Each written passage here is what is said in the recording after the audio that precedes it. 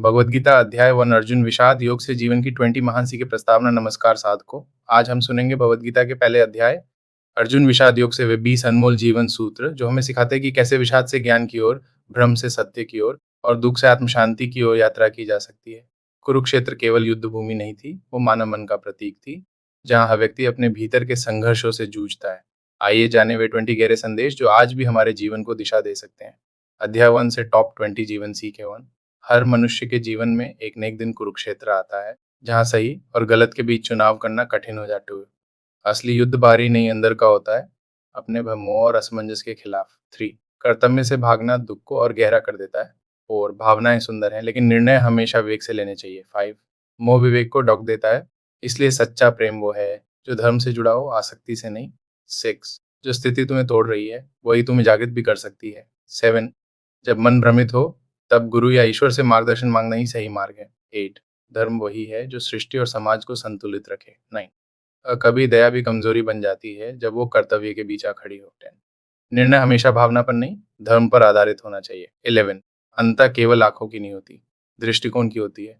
जैसे धृतराष्ट्र का मेरे पुत्र कहना उसके मोह को दिखाता है। 12 अहंकार और भय एक ही सिक्के के दो पहलू हैं। 13 जो व्यक्ति धर्म से विचलित होता है उसे बाहरी शक्ति भी नहीं बचा सकती। 14 सच्ची शक्ति दूसरों को जीतने में नहीं, खुद पर नियंत्रण में है।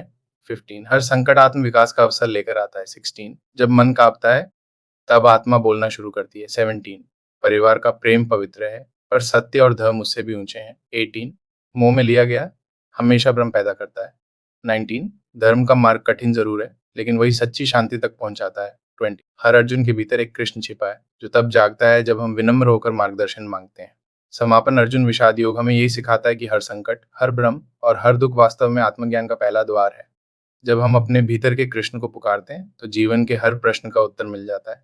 यही गीता का सार है, कर्म करो और परिणाम की चिंता मत करो। जय श्री कृष्ण। हर अर्जुन को अपने भीतर के कृष्ण की आवाज सुननी है। यही है गीता का पहला और सबसे बड़ा संदेश।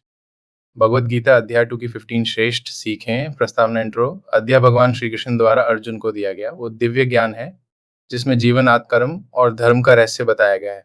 आइए जानते हैं अध्याय 2 की 15 महान शिक्षाएं।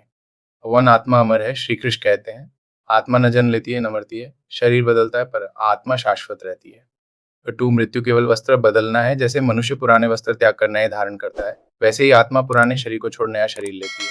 3 दुख और सुख अस्थायी है, सुख दुख, लाभ हानि, जय पराजय ये सब क्षण गुण है, इनसे ऊपर उठना ही योग है। 4 कर्तव्य से भागना अधर्म है, युद्ध से भागना, जिम्मेदारी से भागना नहीं चाहिए, अपने धर्मानुसार कर्म करना ही श्रेष्ठ है।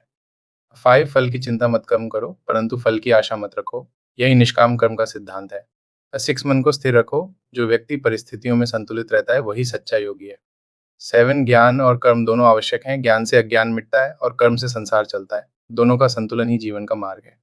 8 मृत्यु से मत डरो, जो जन्मा है उसकी मृत्यु निश्चित है और मृत्यु के बाद पुनर्जन्म भी निश्चित है। 9 आत्मा नष्ट नहीं होती, आग जलाती नहीं, जल भिगोता नहीं, वायु सुखा नहीं सकती, आत्मा इन सबसे परे है। समत्व भाव रखो, सफलता और असफलता में समान रहने वाला व्यक्ति योगी कहलाता है। 11 स्वार्थ छोड़ो, धर्म निभाओ, अपने निजी मोह माया को त्याग कर धर्म और न्याय के लिए खड़े होना ही सच्ची वीरता है। 12 मोह ही दुख का कारण है, अर्जुन का विषाद मोह से उत्पन्न हुआ, जब तक मोह रहेगा तब तक मन अशांत रहेगा। 13 मनुष्य अपने कर्मों से बनता है भाग्य नहीं, कर्म ही मनुष्य का भविष्य रचता है। 14 गुरु का मार्गदर्शन आवश्यक है, जब मन भ्रमित हो तब सच्चे गुरु के पास जाकर ज्ञान प्राप्त करना ही उचित है। 15 सच्चा योगी वही है जो भीतर से शांत हो, जो अपने मन को जीत लेता है वही संसार को जीत सकता है। भगवद गीता अध्याय 3 की 58 श्रेष्ठ सीखे प्रस्तावना। इंट्रो अध्याय 3 कर्मयोग। यहाँ भगवान श्री कृष्ण अर्जुन को सिखाते हैं कि ज्ञान से बड़ा कर्म है और बिना कर्म के कोई भी मुक्ति नहीं पा सकता। आइए सुनते हैं इस अध्याय की 15 अमूल्य शिक्षाएं। 1 कर्म ही जीवन का आधार है। श्री कृष्ण कहते हैं कर्म किए बिना कोई भी मनुष्य एक क्षण भी नहीं रह सकता, क्योंकि प्रकृति हमें कर्म के लिए प्रेरित करती है। 2 निष्काम कर्म सर्वोत्तम है, ऐसा कर्म करो जो फल की इच्छा से रहित हो, वही सच्चा योग है, वही शुद्ध कर्म है।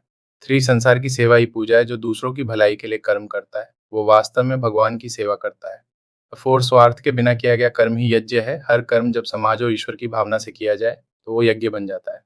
5 केवल बोलने से नहीं, कर्म करने से सिद्धि मिलती है, ज्ञान होना पर्याप्त नहीं जब तक उसे कर्म में न उतारा जाए। 6 जो कर्म से भागता है वो माया में फंसता है, कर्म से भागना बंधन से नहीं बल्कि और अधिक बंधन से जोड़ देता है। इस 7 श्रेष्ठ पुरुषों को उदाहरण बनना चाहिए, जो लोग समाज में आगे हैं, उनके कर्म ही दूसरों के लिए मार्गदर्शक बनते हैं। एट अहंकार से नहीं, कर्तव्य से काम करो। कर्म करते समय ये मत सोचो कि मैं करता हूँ, सोचो कि ईश्वर मुझसे करा रहे हैं। नाइन, कर्म करते हुए भी जो आसक्त नहीं, वही मुक्त है। सच्चा योगी वही जो कार्य में लीन है पर भीतर से निर्लिप्त है। एल, दूसरों के धर्म की नकल मत करो, अपने स्वधर्म पे टिके रहो, चाहे वो छोटा ही क्यों ना हो। पराया धर्म बड़ा लगकर भी विनाशकारी हो सकता है। 11, आलस्य पाप के समान है। कर्म करना भी एक प्रकार का अधर्म है, क्योंकि निष्क्रियता से समाज ठहर जाता है। और 12, भगवान कर्म के साक्षी हैं पर करता नहीं। श्री कृष्ण कहते हैं, मैं सबका साक्षी हूँ पर कर्म करने वाला तुम स्वयं हो। 13, अपनी प्रकृति के अनुसार कर्म करना ही शांति देता है। हर व्यक्ति की अपनी प्रवृत्ति होती है, उसे दबाने की जगह सही दिशा में लगाना चाहिए। 14, इच्छा और क्रोधी बंधन के मूल हैं। इच्छा से मोह जन्मता है और न पूरी होने पर क्रोध। इन्हें जीतना ही सच्चा योग है। 15, कर्म योग ही जीवन का मार्ग है। ज्ञान, भक्ति और योग, इन सबका सार है निष्काम कर्म।